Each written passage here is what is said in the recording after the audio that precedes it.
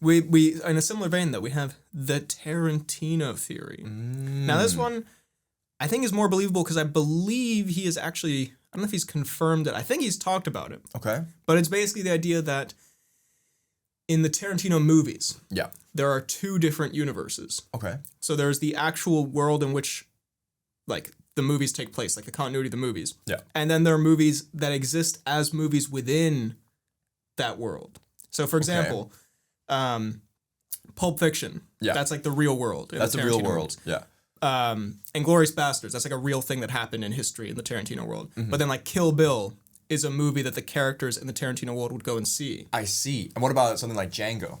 I think Django is real. I should have looked into this more deeply, but I think Django. I think the historical stuff is more real, and then something like Kill Bill, Death Proof. I don't know. Yeah, something like that would be like films that the characters. Because I think the theory also expands on like. The movies are so over the top violent, like Kill Bill, because they exist in a world of violence of like within this other world. Like in World War II, Hitler died by being like shot by 1 billion fucking machine guns and blown up. And like, I guess the Once Upon a Time in Hollywood probably takes place in the real world. So like the Manson people were brutalized before they could kill Sharon Tate. And so I guess the historical, although I mean, it's not that much more violent than real history. I mean, real history is pretty violent. Yeah, I guess it is, but I guess it is a little bit more. So then if you take the way over the top violence of Kill Bill, maybe I can see how that's like a movie that like the characters in Pulp Fiction would go see. Because there's I guess the theory is then also that those movies in the real Tarantino world are connected.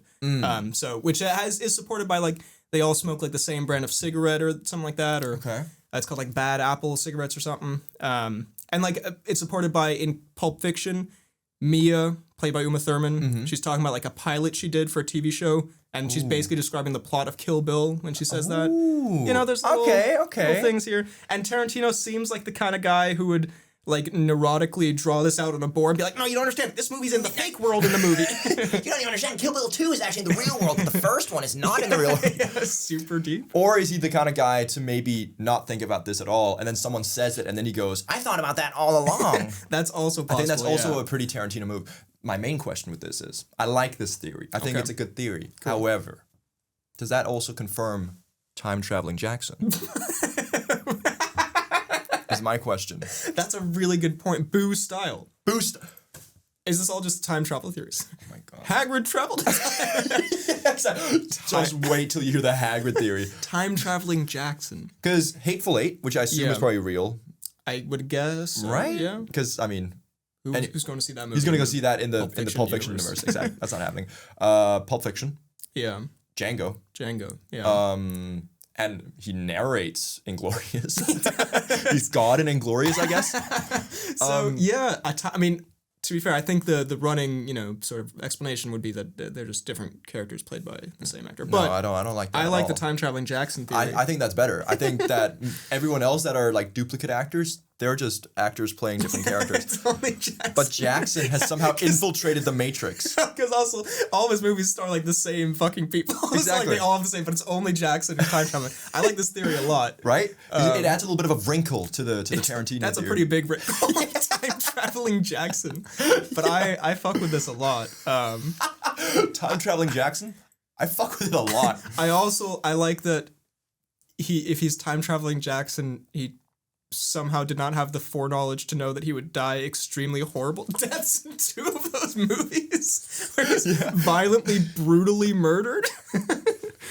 Also, but then does that mean, is that like how he maybe learned lessons, and then in Pulp Fiction he's learned because at the end of Pulp Fiction he walks away from the life of crime and the life of violence to pursue walking the earth and this kind of stuff. That is actually true. Bro, the time traveling Jackson theory. It actually, unless, which one came first, Hateful Eight or Django, in terms of chronology, do you think? I think Django comes first because I think Hateful Eight takes place after the Civil War. Okay, you'd hope so. You'd hope he didn't die and learn to become Steven. That would be a huge hole in my theory. Yeah, that would be a big problem. It sounds like he has kind of... So he learns... Learns... Is he... Have we just solved racism? Through the time-traveling Jackson theory. He was Steven in Django, and then he learned his ways. He shouldn't be... probably not great. He shouldn't be completely evil. And then he's in Hateful Eight where, he's not, like, racist evil. But he is kind of like, he's got some dubious morals and stuff. He sexually assaults that guy's son that one time. Really? You don't remember this? I don't remember he sexually assaults the guy's son. Well, he talks about it at least. I guess it's ambiguous if he did or not. You've seen the Hateful Eight. I have. I don't remember. When the racist Confederate general is there, and he's like, and he tells him a story about how he met his son in the snow, and he's like, and he sucked my big. You don't remember? Don't let me do the whole thing. No, you're doing good. It's coming back to me. No, because then he tells a story about how he ran to his son, and they're out in the cold. And that's how the general gets really fucking. Yeah, because he's yes. So anyway. Okay. And then he becomes God in Inglourious Bastards. Well, I think that comes out. No, that's the final evolution. Because in Pulp Fiction is first. Oh, no, in chronology. Yeah. Okay, what are we fucking talking about? Anyway. Jackson Theory, I think, goes way harder than Tarantino. Oh, Kill Bill is a fake movie. Come on now. Jackson Theory on the dope meter? 11 out of 10. Yeah, hell yeah. On plausibility, I'd say 30 out of 10. I'd say it's borderline confirmed. Proof. Yeah.